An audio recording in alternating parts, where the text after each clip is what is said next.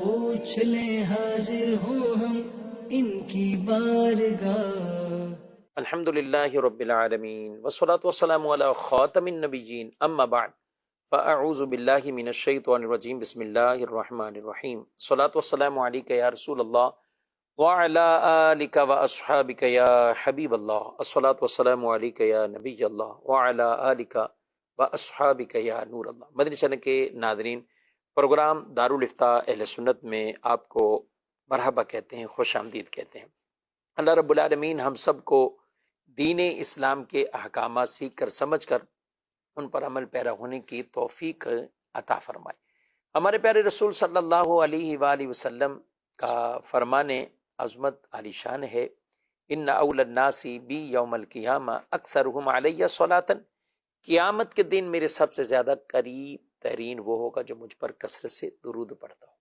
صلو علی الحبیب صلی اللہ تعالی علی محمد صلی اللہ علیہ وآلہ وسلم۔ ناظرین، اس پروگرام میں علم دین سیکھنے کا ایک یہ ذریعہ، سوال جواب کی صورت میں کئی ایسے شرعی مسائل جو آپ تک پہنچائے جاتے گئے، تو ہمارے ساتھ پروگرام میں آپ اول تاخیر شامل رہیں گے تو انشاءاللہ بہت سا علم دین سیکھنے کو ملے گا۔ اور کئی ایسے مسائل واقعی جو ناظرین سوال کرتے ہیں تو بعض اوقات ایسا لگتا ہے کہ وہ صرف ایک نہیں بلکہ کئیوں کی نمائندگی کر لیتے ہیں۔ سننے والے بھی وہ سن کر یہ سمجھتے ہیں کہ ہاں اس کا مجھے بھی پوچھنا تھا، اس کا علم مجھے بھی حاصل کرنا تھا۔ تو یہ سوال بھی ایک طرح کا علم ہے۔ اچھا سوال کرنا اسے بھی آدھا علم کہا گیا۔ اچھا سوال کرنا اس کو بھی ایک ثواب اور عبادت کے زمرے میں احادیث پاک کے اندر ان چیزوں کو بیان کیا گیا۔ ہمیں علماء سے پوچھتے رہنا بھی چاہیے۔ مدنی چینل کے پروگرام کے ذریعے بھی الحمدللہ یہ دینی اور شرعی رہنمائی، آگاہی یہ لوگوں تک پہنچائی جاتی ہے۔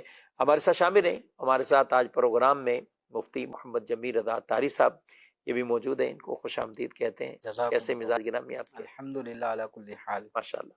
بڑھتے ہمارے پاس کچھ ویڈیو سوالات ہیں، دیکھتے ہیں ہمارے ناظرین کیا پوچھنا چاہتے ہیں۔ میں محمد حارث ہوں قادری۔ میرا سوال یہ ہے کہ کیا فوت ہونے والے کے کپڑے خیرات میں دینا ضروری ہے یا گھر والے استعمال کر سکتے ہیں؟ جی، فوت ہونے والے شخص کے کپڑے۔ بسم اللہ الرحمن الرحیم۔ فوت شدہ شخص کے جسم پر جو اس نے لباس پہنا ہوا تھا وہ اگر اس کی ملکیت تھا تو اب اس کے انتقال کی صورت میں اب وہ اس کی دیگر جو جائیداد املاک ہے اس کی طرح یہ بھی ایک وراثت والا مال بن گیا۔ اب ورثہ سب عاقل و بالغ ہیں تو وہ یہ بھی کر سکتے ہیں کہ اس لباس کو جو بھی ورثہ میں ایسا شخص ہے جس کو وہ لباس مکمل طور پہ آ سکتا ہے تو وہ سارے ورثہ جو مرد عورت خواتین جو بھی ورثہ میں شامل ہیں ان سب کی رضامندی کے ساتھ وہ خود بھی استعمال کر سکتا ہے۔ یعنی ورثہ میں کوئی ایک وارث بھی وہ سوٹ استعمال کے لیے پہننے کے لیے لے سکتا ہے۔ اسی طریقے سے اگر ورثہ جو سب عاقل و بالغ ہیں سب اپنی خوشی رضامندی کے ساتھ مرحوم کے یہ والا سوٹ جو اس نے زیب تن کیا ہوا تھا انتقال سے پہلے یا اس کے علاوہ دیگر جو اس کے کپڑے تھے ملبوسات ہیں جو اب ورثہ میں کسی کے سائز کے نہیں ہیں تو وہ آپس میں اپنی خوشی اور رضامندی کے ساتھ سارے ورثہ وہ اس کو آگے خیرات کرنا چاہیں تو خیرات بھی کر سکتے ہیں۔ ایسا نہیں ہے کہ میت کے جو کپڑے ہیں اب ان کا صدقہ کرنا لازم اور ضروری ہے، ایسا نہیں ہے۔ اچھا، اسی طرح جو میت ہے اس کے انتقال کے وقت جو سوٹ اس نے بالخصوص پہنا ہوا تھا تو اگر بآسانی وہ سوٹ اتارا جا سکتا ہے تو اس کو بعض جو غسال ہوتے ہیں وہ آتے ہی سب سے پہلے کینچی سے آستینے کاٹ کے تو یہ قمیض کاٹ کے اس کو بالکل پھاڑ دیتے ہیں، ضائع کر دیتے ہیں، تو اس کی اجازت نہیں ہے۔ اگر بآسانی اس کے جسم سے اس کی قمیض اتاری جا سکتی ہے تو اس کو باقاعدہ کٹنگ کر کے اس کو ضائع نہیں کرنا چاہیے، پھر یہ اسراف میں جائے گا۔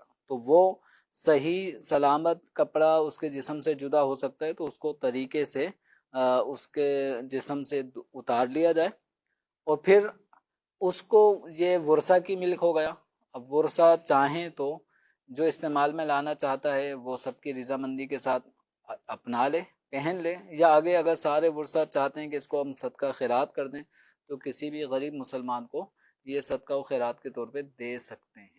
یعنی خود بھی کوئی رکھنا چاہیں تو وہ بھی رکھ سکتے ہیں اس میں، یعنی اگر ورثہ سب بالغ ہیں اور کسی کو اجازت دے دی کہ آپ پہن لیں۔ خواتین میں ہوتا ہے تو کوئی اور اسی عمر کی عورت ہوتی ہیں، ان کی بہن ہوتی ہیں بالفرض، ان کو دے دیتے ہیں۔ اچھا مردوں میں ہم دیکھتے ہیں تو اس کی عمر کا لحاظ، کوئی جوان فوت ہوتا ہے تو اس کے کپڑے جوانوں والے ہوتے ہیں، کوئی ادھیڑ عمر بڑھاپے والے ہیں تو ان کے کپڑے اس اعتبار سے تو اس ہوتے ہیں۔ حساب سے سائز وغیرہ ان سب چیزوں کو جو اگر کسی کو ایڈجسٹ ہو رہے ہیں وہ لباس، تو ورثہ میں سے جو چاہے وہ پہن لے، یا آگے کسی کو غریب کو صدقہ کرنا چاہیں تو صدقہ بھی کر سکتے ہیں۔ اچھا جمیل صاحب، یہاں ایک اور ٹاپک ہے، اگر ہم اس کو تھوڑا سا لیں، دو طرح کے لوگ ہوتے ہیں۔ ایک تو ہوتا ہے کہ جو میت کا لباس ہے، بالخصوص وہ جس میں انتقال ہوا ہے، اس کو تو لوگ ہاتھ نہیں لگائیں گے، یعنی وہ پہننے کے قابل بھی ہے، اگر اس کو کاٹا نہیں گیا، یہ وہ پتہ ہو اس کو نہیں پہنتے۔ وہ عام طور پہ لوگ آپ پتہ نہیں کیا کرتے ہیں، یا کسی غریب کو دے دیتے ہیں، منحوسیت اس کو کہنا یا کچھ اور کہنا، یا اس سے ڈر خوف کھانا، اس پہ کیا کرتے لیکن میت نے مثال کے طور پہ اگر چاندی کی انگوٹھی پہنی ہوئی تھی ہیں؟ مرد نے ہوں، جائز مقدار کے مطابق، تو کیا اس انگوٹھی کو نکال کے ورثہ استعمال میں لائیں گے یا نہیں لائیں گے؟ کوئی خاتون تھی جس کا انتقال ہوا، اس کے گلے میں لاکٹ تھا، اس کے کانوں میں بالیاں تھیں، اسی طرح ہاتھوں میں سونے کے کڑے اس نے پہنے ہوئے تھے اور انتقال ہو گیا، تو یہ سارے کڑے، یہ بالیاں، یہ نتھ، یہ چین، لاکٹ نکال کے کیا کریں گے؟ پہنیں گے یا نہیں پہنیں گے؟ پہنیں گے، اس کو وراثت میں تقسیم وراثت کریں گے۔ تو جس طرح میت نے جو زیب و زیبائش والی چیزیں پہنی ہوئی تھیں، جس طرح ہم اس کو الگ کر کے، اس میں نحوست نظر نہیں آئے گی، دور دور تک نظر نہیں آ رہی۔ ہاں، نحوست کا عنصر اگر نظر آ رہا ہے تو اس کے کپڑوں میں نظر آ رہا ہے۔ ہوں، اسی طرح اگر مرد نے چاندی کی انگوٹھی پہنی ہوئی تھی یا مہنگی اس نے گھڑی پہنی ہوئی تھی، انتقال ہو گیا، تو وہ گھڑی اتار لی جائے گی۔ اس میں تو وراثت کا کانسیپٹ ہوگا۔ جو اس نے کپڑے پہنے ہوئے تھے، بھلے وہ قیمتی کپڑے ہوں، تو وہ اس میں نحوست تصور کی جا رہی ہے۔ تو یاد رکھیں، دین اسلام میں یہ بدشگونی، بدفعلی اور اس طرح نحوست والا جو کانسیپٹ ہے، یہ دین اسلام نے اس کی کہیں پر بھی گنجائش نہیں رکھی۔ تو اس لیے میت کے لباس میں کوئی وہمی تصور لا کر اس میں کسی برائی کا پہلو کہ اگر یہ کوئی لباس پہنے گا تو پتہ نہیں اس کا بھی انتقال ہو جائے گا، تو دیکھیں جو زندہ ہے، کل نفس ذائقۃ الموت، ہر جاندار نے موت کا مزہ چکھنا ہے۔ آج اس مرحوم کی باری آئی، چند سال بعد، چند ہفتوں بعد، مہینوں بعد کسی اور کی آ جائے گی، چند منٹ بعد بھی آ سکتی ہے۔ کسی کو بھی نہیں پتا انسانوں کو کہ وہ کس وقت اس دنیا سے اس کے جانے کا وقت آ جائے، اور جب وقت آ جاتا ہے تو قرآن فرماتا ہے لا یستأخرون ساعۃ ولا یستقدمون، کہ فرشتے جو روح قبض کرنے والے ہیں، نہ وہ جلدی کرتے ہیں نہ تاخیر کرتے ہیں، وہ جو وقت ہے اسی وقت وہ روح نکال لیتے ہیں۔ تو اس لیے آج اگر ہمارے گھر میں کسی بھائی یا کسی بہن یا والدین میں سے کسی کا یا اولاد میں سے کسی کا اگر انتقال ہوا، تو جب تک وہ زندہ تھا اس کے کپڑے بھی بڑے بابرکت نظر آتے تھے، ساری چیزیں، جب انتقال ہو گیا تو وہ کپڑوں میں کوئی نحوست نہیں آئی، کپڑے بس یہ ہوا کہ ملکیت چینج ہو گئی۔ جب تک وہ زندہ تھا وہ اپنے کپڑے پہن رہا تھا، اپنی وہ اشیاء استعمال کر رہا تھا، انتقال ہوتے ہی اب اس کے کپڑے، اس کی گھڑیاں، اس کے زیورات، یہ اب اس کے ورثہ کی طرف منتقل ہو گئے۔ صحیح، یہ فرق آیا ہے، باقی لباس کے اندر کوئی نحوست نہیں ہوئی۔ تو لباس بھی جیسے میں نے پچھلے جواب میں عرض کیا کہ لباس اگر اس کے میت کے جسم سے اتارا جا سکتا ہے اور اس میں کپڑے کو سلامتی کے ساتھ جدا کیا جا سکتا ہے، تو اس کپڑے کو جو غسال یا غسالہ وہ کینچیاں چلا کے اس کو خراب کر دیتی ہیں، وہ بھی اس ٹھیک کی نہیں۔ اجازت نہیں ہے۔ اچھا یہ تو ایک بات ہوگی، دوسری یہاں پہ یہ کہ جو لوگوں کا ایک مائنڈ بنا ہوا ہے، تصور بنا ہوا،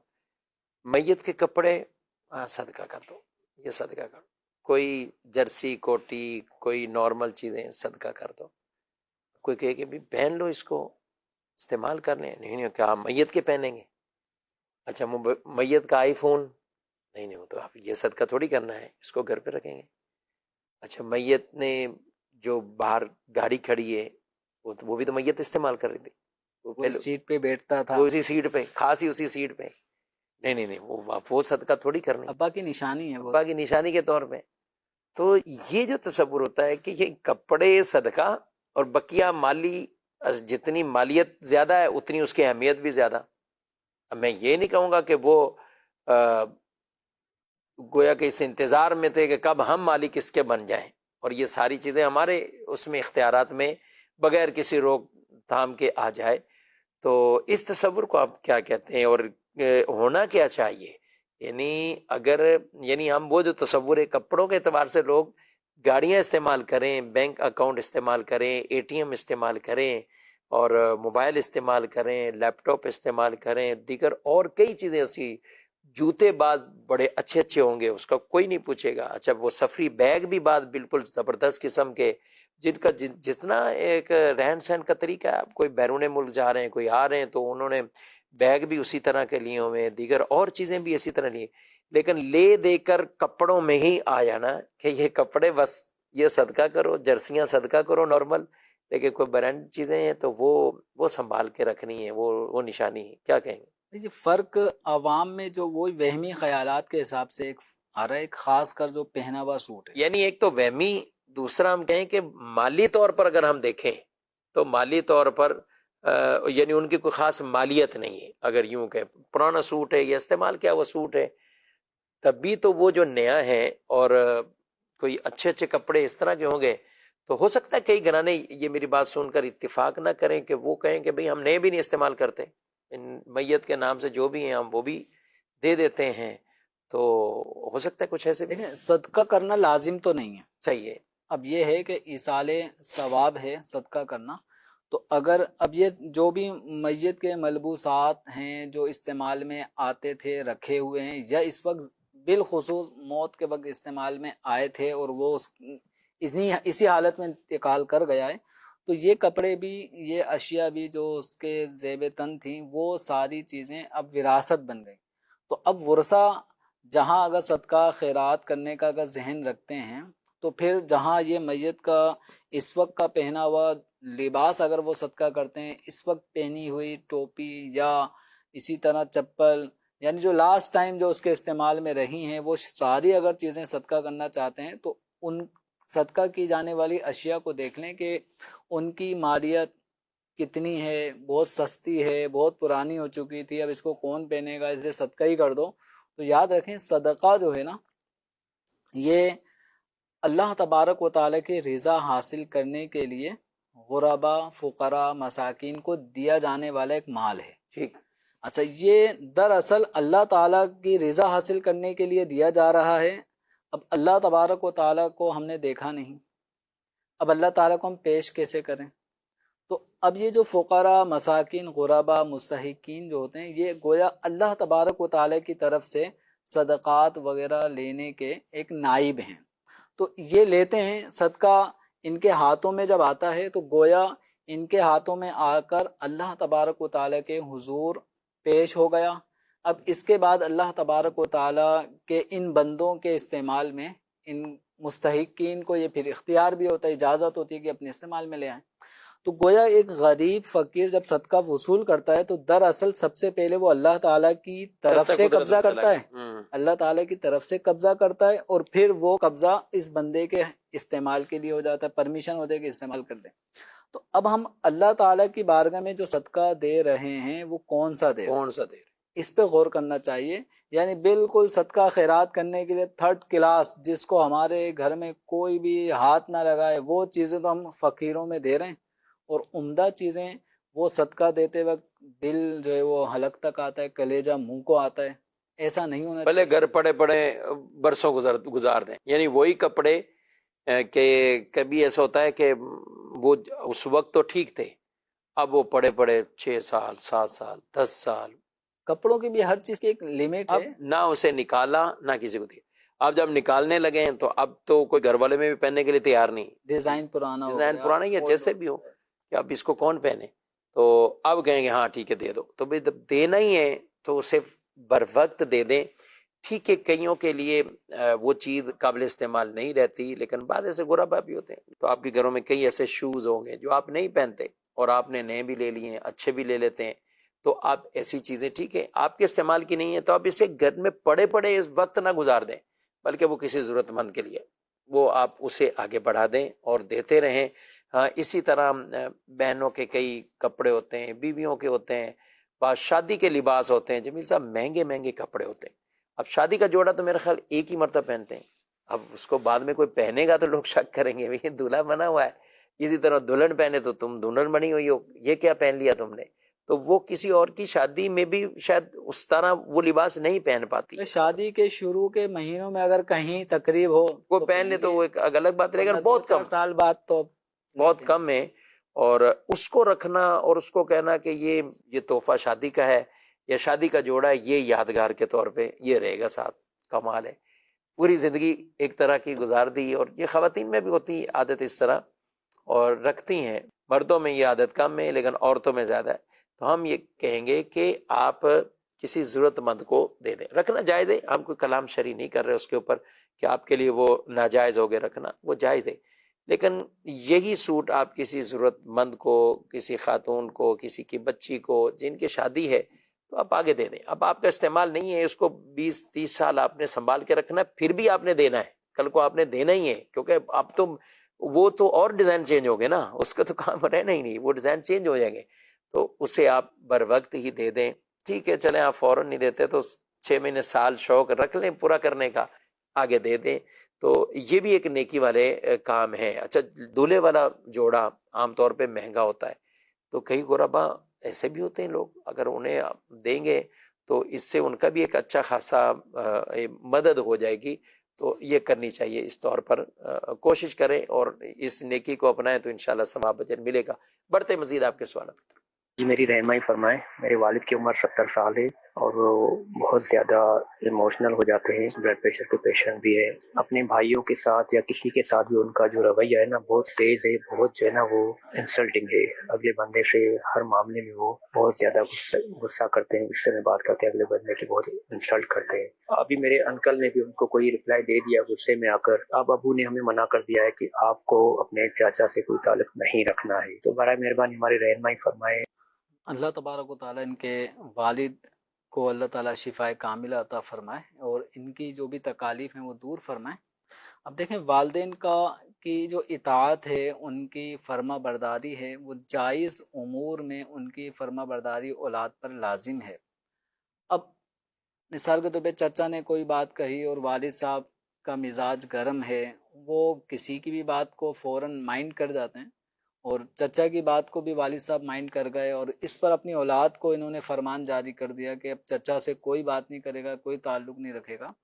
تو اب والد صاحب کا یہ فیصلہ عمومی احوال کو اگر ہم سامنے رکھیں شفیق صاحب، تو بعض اوقات یہی جو ایموشنل جذباتی ہوتے ہیں اور بس اپنی بات اپنی انا کی خاطر وہ اپنی اولاد کو بھی بہت سارے آرڈر ایسے کر جاتے ہیں جو خلاف شرع ہوتے ہیں۔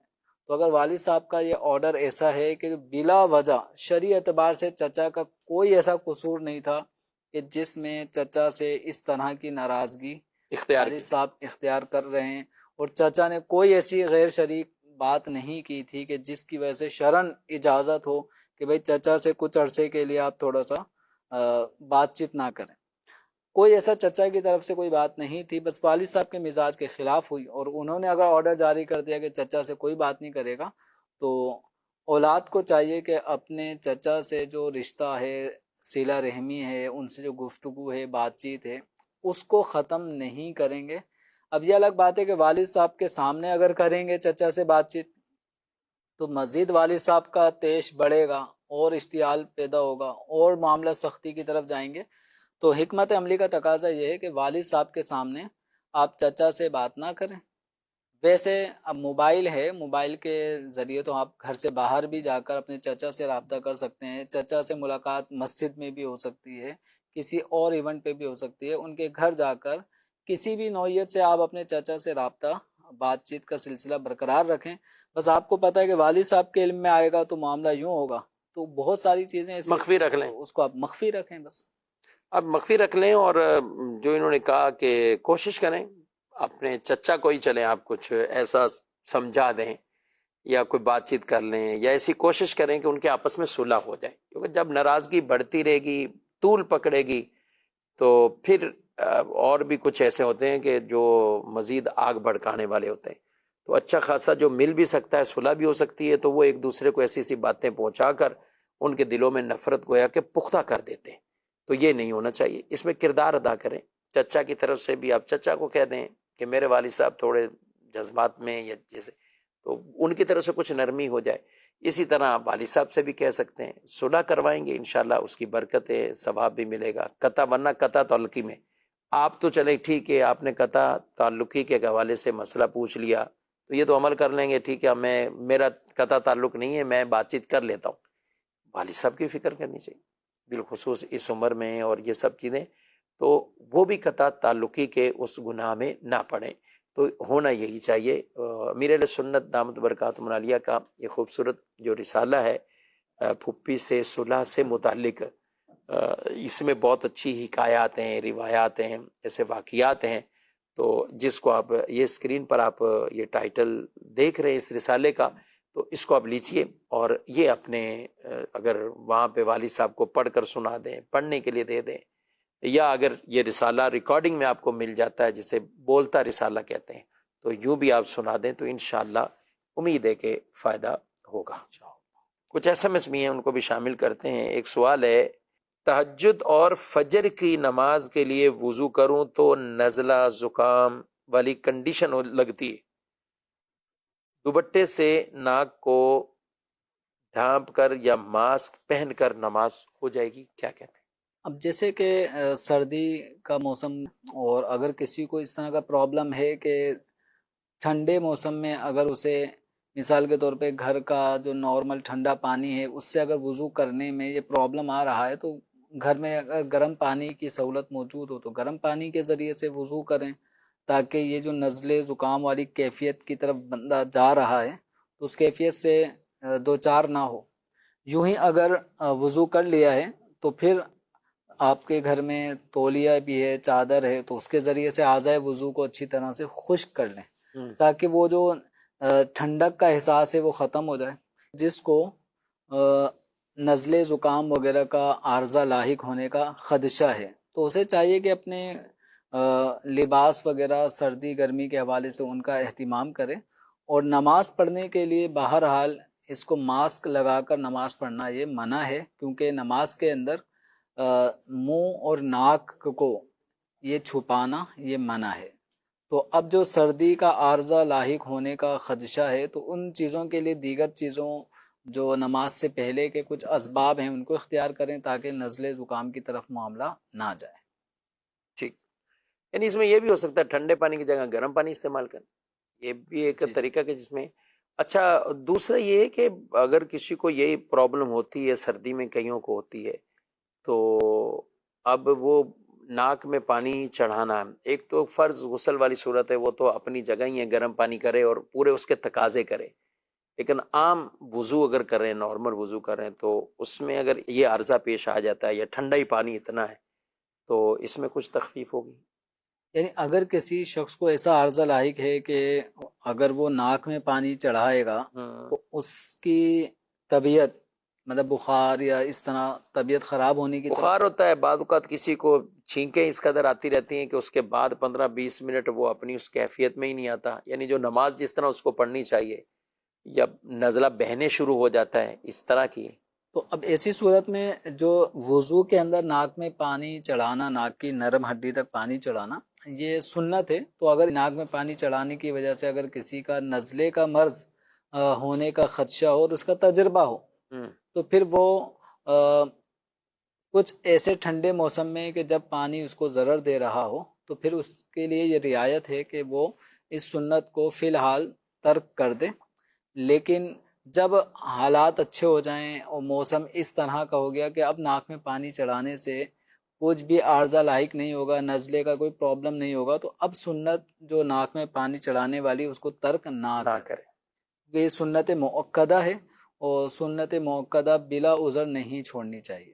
صحیح. اور اس میں بھی کوشش کر لیں گرم پانی کر کے، اگر ہیں کسی حد تک زیادہ مبالغہ نہیں کر سکتے تو نارمل طریقے سے، تاکہ سنت کی ایک جو عادت ہے وہ عادت بھی اس کی رہے برقرار رہے. یعنی اس میں مبالغہ کرنے سے بھی بعض کا پانی جو چڑھتا ہے اور جس کی وجہ سے کئیوں کو یہ عارضے پیش آ جاتے ہیں، ورنہ کلی بھی تو کر رہے ہیں، اور کلی کرتے ہی ہیں، ظاہر ہے صبح اٹھ کے کلی کرتے ہیں، مسواک کرتے ہیں، تو یہ بھی اپنی معمولات میں رکھیں گے تو انشاءاللہ فائدہ ہی ہوگا۔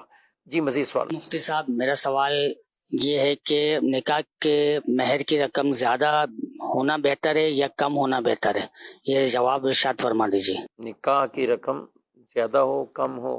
نکاح میں مہر کی مقدار اتنی ہونا چاہیے کہ جو بآسانی شوہر ادا کر سکے، تو اتنی مقدار طے ہو۔ اور اس کے اندر بھی لڑکی والوں کو یہ دیکھنا ہے کہ ان کے ہاں دلہن ہے، لڑکی ہے، اس کے ددیالی رشتوں میں، یعنی اس کے چچا، تایا، اس کی پھوپھی، جو انہی دنوں میں، انہی سالوں میں جن کا نکاح ہوا ہے، ان کے ہاں مہر کتنا رکھا گیا۔ تو جو اس کے ددیالی رشتے کی جو کزنز ہیں یا اسی طرح پھوپھیاں ہیں، تو ان کا جو مہر ہے وہ مہر مثل ہوتا ہے، یعنی وہ ایک مہر ایک معیاری مقدار بن گیا، تو اس سے کم مہر نہیں ہونا چاہیے۔ اب اگر مثال کے طور پہ اگر 50,000 روپے ان کے کزن کی شادی ہوئی تو اس بہن کا بھی 50,000 مہر تھا، ادھر کسی اور کی ہوئی تو اس کا بھی 50,000 تھا، تو اب کم از کم یہ جو والد ہے اپنی بیٹی کا جب یہ نکاح کرنا چاہے تو انہیں چاہیے کہ مہر مثل سے کم مہر مقرر نہ کرے، یعنی 50,000 روپے مہر مثل ہے تو اتنا مہر مقرر کیا جائے۔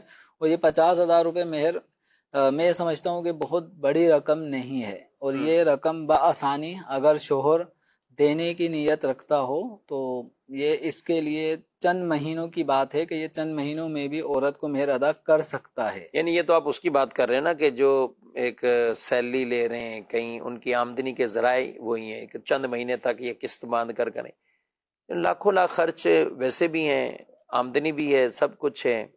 اور شادی میں بھی اگر بات کریں تو ایک ایک جوڑا بھی، اگر کوئی دلہن کا جوڑا کہیں یا دلہے کا جوڑا، تو غالباً اب تو ریٹ مجھے اندازہ نہیں ہے لیکن اچھے خاصے ہی ہوں گے اس طور پر، 30-40 ہزار تو نارمل اب یہ اس طرح کے پورے ایک سیٹ کے بن جاتے ہوں گے، یا شاید اس سے بھی زیادہ ہوں گے۔ تو یعنی ایک جوڑے کی قیمت ایک طرح کی کہہ لیں کہ قیمتی جوڑے کی قیمت ہے۔ تو سیلری والا آدمی قسط میں بھی اگر اجازت یا جو بھی اس نے طے کیا حق مہر اسے بھی دینا ہے، لیکن جو یکمشت دے سکتا ہے اسے کیا کرنا چاہیے؟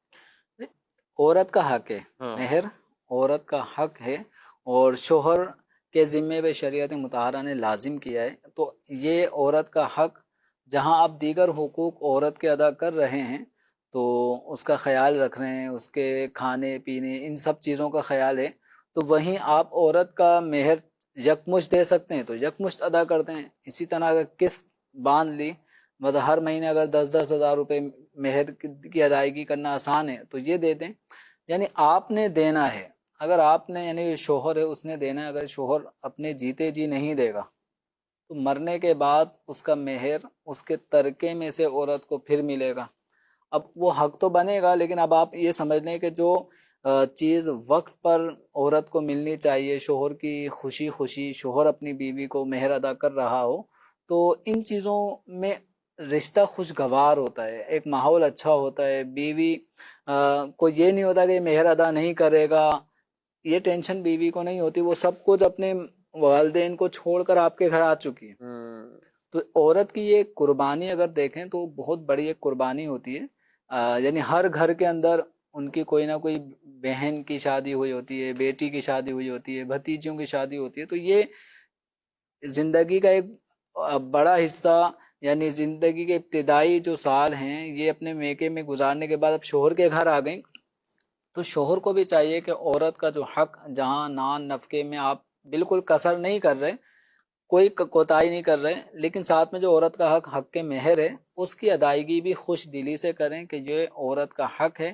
اس معاملے میں بعض لوگ جو عورت سے معافی کی طرف چلے جاتے ہیں کہ مہر معاف کرے عورت، تو اس کے پیچھے پڑ جاتے ہیں، ہر دوسرے تیسرے ہفتے مہر معافی کا ذہن دیتے رہتے ہیں۔ تو یہ طریقہ مردوں کے لیے اس طرح مہر معاف کروانے کی مہم چلا دینا، اور عورت جب تک مہر معاف نہ کر دے تو موڈ آف کر لینا، یا کوئی بھی ایسا کر لینا کہ خوشگوار ماحول ختم ہو گیا، تو اس طرح نہیں کرنا چاہیے۔ خوش دلی سے دیں، اور جتنا مرد حضرات طے کریں گے، ٹھیک ہے، اب مثال کے طور پہ 50,000 عورت کا مہر مثل ہو، لیکن اس موقع پہ آواز آ گئی 1,00,000 کی، اور 1,00,000 دینا شوہر کی استطاعت کے اندر ہے، کوئی مذائقہ نہیں، آپ نے جو طے کر لیا اب یہ مہر 1,00,000 روپے آپ دیں گے، جو طے ہو گیا نکاح کے وقت، ایجاب قبول کے وقت، وہ مہر آدمی کے اوپر لازم ہوگا، وہ عورت کو خوش دلی کے ساتھ ادا کرے،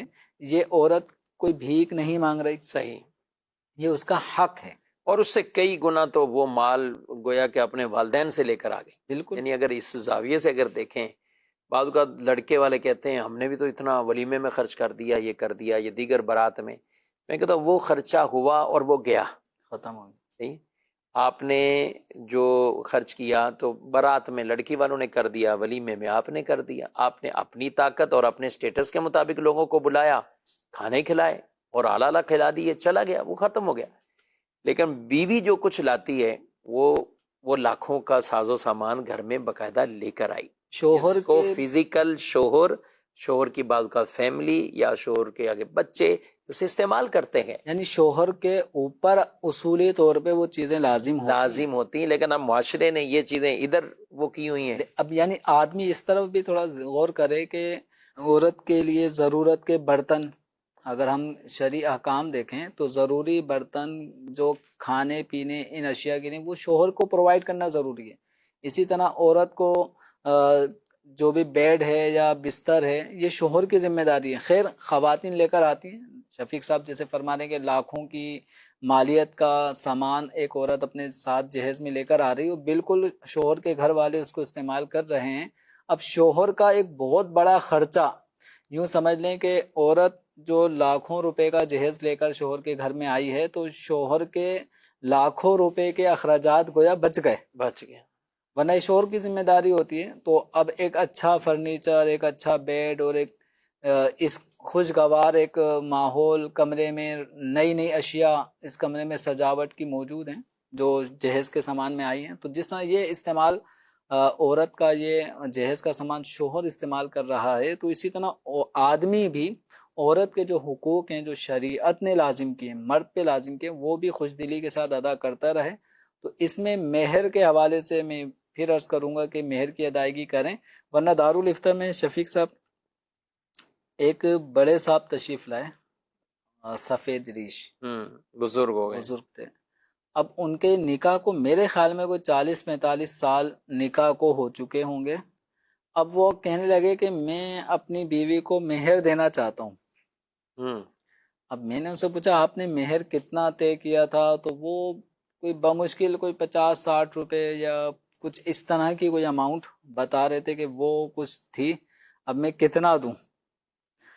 تو اصولی طور پہ تو یہ ہے کہ جتنا مہر طے ہوا تھا، اور وہ مہر شرعی مہر جو کم از کم شریعت نے مہر مقرر کیا ہے وہ تقریباً 31 گرام چاندی، نکاح کے وقت 31 گرام چاندی کی جتنی قیمت ہے اتنی قیمت سے کم نہیں ہونا چاہیے. اب ان کا نکاح جس وقت ہوا ہوگا، جو سائل محترم آئے تھے، اگر وہ 50-100 روپے جو بھی مہر تھا اور وہ 31 گرام چاندی اس میں آ جاتی تھی تو اتنی مقدار تو مہر کے حوالے سے کافی ہے. اب یہ روپے کی ویلیو گر جانے کی صورت میں اب 100 روپے اگر مہر مقرر ہوگا آج سے 50 سال تو اس کی کوئی ویلیو میرے خیال میں، بچوں کو آپ 100 روپے دیں وہ 2 پاپڑ لا کے ختم کر دے گا اس کو.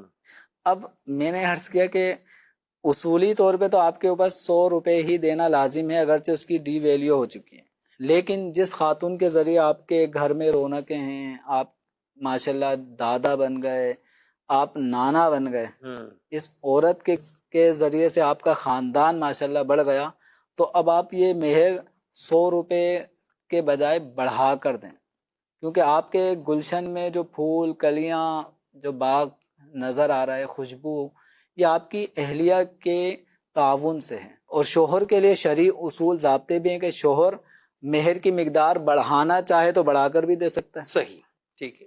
اپنے اوپر لازم کر رہا ہے تو اپنے اوپر وہ زیادہ مہر لازم کر رہا ہے تو بھی اجازت ہے. تو آپ اپنی اہلیہ کو اتنی اماؤنٹ دیں جس میں وہ خوش ہو جائیں. اچھا جمیل صاحب، آپ نے بات تو کی، اس میں کیا بتانا بھی ہوگا ان کو کہ یہ آپ کے مہر کی ہے، یعنی کئی افراد تو یہ ہوتے ہیں کہ جب اس طرح کی بات چیت ہوتی ہے تو وہ کہتے ہیں ہم اتنا کچھ دے دیا، کبھی 10,000 دے دیے، 15,000 دے دیے. تو اب ان کو بتانا، یا جیسے آپ کہہ رہے 45 سال ہو گئے، تو اب ظاہر ہے ان کے تو بچے ہی شادی شدہ ہوں گے. بالکل. ایک ان کے بچے یہ تو دادے بن گئے، نانے بن گئے ہوں گے، دادا نانا، اور ادھر بھی دادی اور نانی.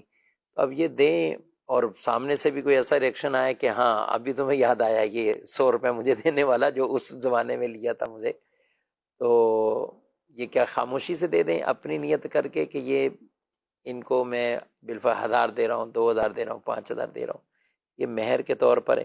یا پچھلے جو دیے ہوئے ہیں ایسے ہی دیے ہوئے تھے، ان میں مہر کو نہ بولا نہ نیت، تو کیا کوئی ایکول ہونے کی صورت نہیں؟ دیکھیں مہر عورت کا حق ہے، تو یہ حق کی ادائیگی جس وقت آپ کر رہے ہوں گے تو عورت کو اس حوالے سے آپ پہلے سے بتائیں گے کہ یہ رقم یا یہ مال یا روپے پیسے اگرچہ مہر میں طے ہوئے تھے، لیکن میں روپے پیسے دینے کے بجائے آپ کو سونے کا زیور بنا کر دے رہا ہوں، وہ میری طرف سے آپ سمجھیں مہر سمجھیں. تو یہ عورت کو بتائیں گے تو عورت اس کو بطور مہر وصول کرے گی، تو یہ مہر کی ادائیگی کہلائے گی. آپ یوں سمجھیں کہ مہر عورت کا مثال کے طور پہ 50,000 روپے طے ہوا، آپ مختلف مواقع پر عورت کو مختلف چیزیں دیتے رہے ہیں، مختلف تحائف دیتے رہے ہیں، لیکن جو بھی تحفہ دیا اس وقت آپ نے مہر کا نام تذکرہ لیے بغیر دیا، اور عورت بھی مہر کو اپنا سیف سمجھ رہی ہے اور وہ ان تحائف کو وہ قبول کر رہی ہے. لیکن عورتیں بھی عام طور پہ سمجھ نہیں رہی ہوتی، مطلب تقاضا بھی نہیں. یہ بھی معاشرے میں آپ نے دیکھا نا، 200 400 500 40 سال پہلے رکھا، اچھا ابھی بھی آ جائیں تو کسی نے 10,000 رکھا، 12,000. ابھی ہم کہیں تو چونکہ چاندی مہنگی ہو رہی ہے، اور اب تو تقریباً 16-18,000 روپے، یعنی 2 تولے 7.5 ماشے چاندی کی جو قیمت بنے گی تو اس کو مہر میں رکھا جائے. تو کم از کم ہم کہیں تو 20,000 رکھنا چاہیے، تاکہ اور پھر بھی ریٹ معلوم کریں اگر کم از کم مقدار کی طرف جائے. اب 20,000 رکھا، 30,000 رکھا، 25,000 رکھا، لیکن شوہر نے کئی اور اخراجات کر دیے، وہ عمرہ کروا رہا ہے، وہ ادھر خرچہ کر رہا ہے، وہ یہ کر رہا ہے، تو اس کو بعد اوقات گنتی میں بھی نہیں لایا جاتا کہ یہ بھی رہتا ہے، یہ بھی دینے والا بھی رہتا ہے. تو ہونا کیا چاہیے، بیویوں کو بھی اس حوالے سے اور شوہروں کو دے دینا چاہیے، تاکہ ایک طرف یہ ٹاپک تو کلوز ہو. بھائی میں تو الحمدللہ دے چکا ہوں، ماشاءاللہ. ٹھیک ہے، تو ممکن ہے آپ بھی دے چکے ہوں. بالکل. تو اب اس سے ایک کیا ہے، بوجھ ختم ہو گیا نا.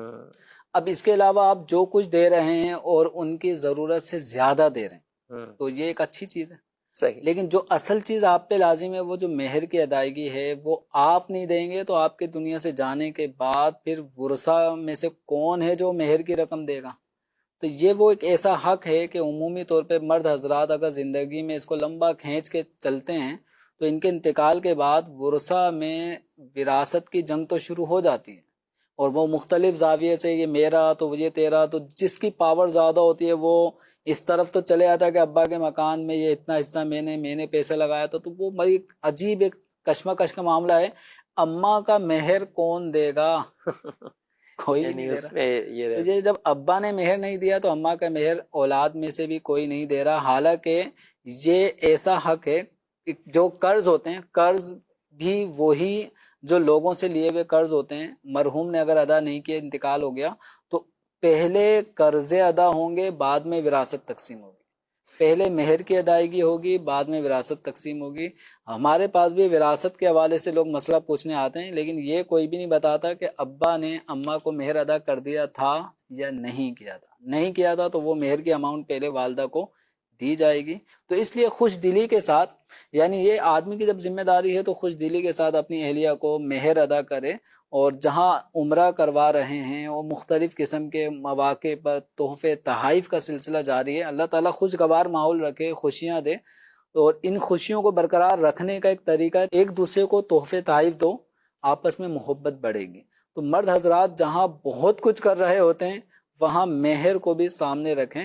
اچھا، عورت مہر کا سوال کر نہیں سکتی. ہمارے معاشرے میں یوں سمجھیں کہ ایک عام طور پہ ایسا بنا ہے کہ عورت مہر کا سوال کر نہیں پاتی، کیونکہ اگر اس نے مہر کا سوال کیا، کبھی بھولے سے بھی اس نے ایسی ماحول خوشگوار دیکھتے ہوئے مہر کا ٹاپک چھیڑ دیا، تو شوہر کے دل میں کہیں بدگمانی نہ آ جائے کہ کیا طلاق لینا چاہ رہی ہوں. معاذ اللہ، یعنی کبھی مہر کا تعلق طلاق سے نہیں ہے، یہ لوگوں نے بنایا ہوا ہے، لوگوں نے یعنی بنایا۔ کبھی ایسا ہے کہ، اور مجھے یاد آ گیا کہ دیکھیں نکاح پڑھا رہے تھے تو مہر کی بات ہو رہی، تو وہاں کچھ ہوا کہ بھی زیادہ فکر رکھیں کچھ یہ وہ، تو وہیں کسی نے بول دیا کہ اللہ نہ کرے ایسی نوبت آئے کہ مہر دینا پڑے۔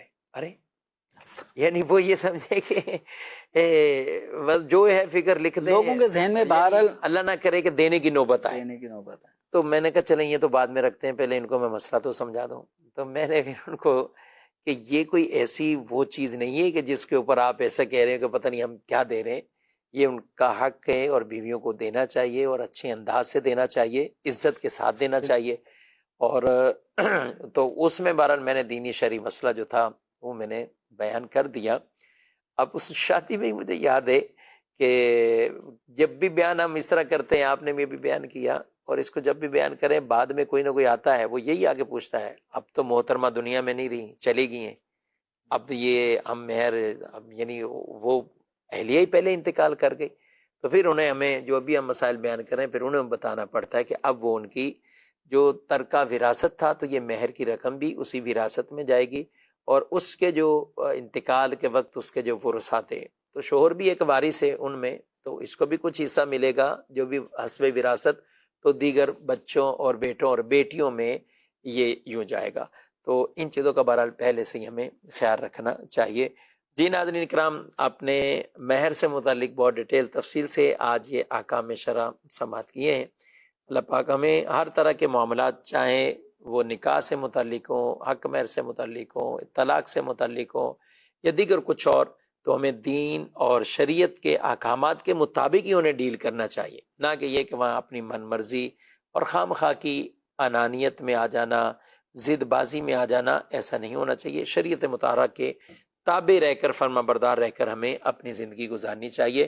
دارالتعلیم سنت کا یہ نمبر بھی اپنے پاس رکھیے، کئی ایسے آپ کے شرعی سوالات شامل نہیں ہو سکے تو اس نمبر پر آپ رہنمائی لے سکتے ہیں۔ اللہ پاک ہم سب کو علم دین سیکھ کر اس پر عمل کرنے کی توفیق دے، آمین بجاہ النبی الامین صلی اللہ علیہ وسلم۔ ہادی و رہنما ہمارے علماء، ہو کبھی درپیش جو کوئی مسئلہ، پوچھ لیں حاضر ہوں ہم ان کی بارگاہ، جو دور ہے ان کو خدا سے یہ ملاتا ہے، جو پاس ہے یہ ان کی نزدیکی بڑھاتا ہے، جو پاس ہے یہ ان کی نزدیکی بڑھاتا ہے۔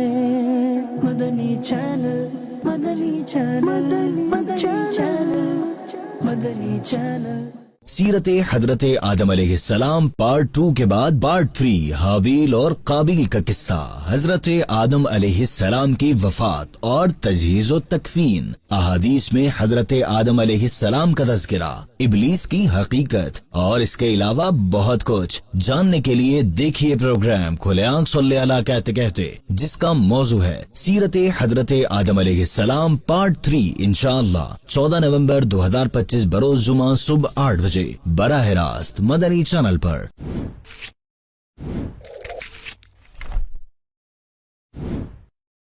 میرا شہزادہ مجھ سے سوال ہے، اگر کسی کی نظر بد اتر نہیں رہی ہو تو کیا کریں؟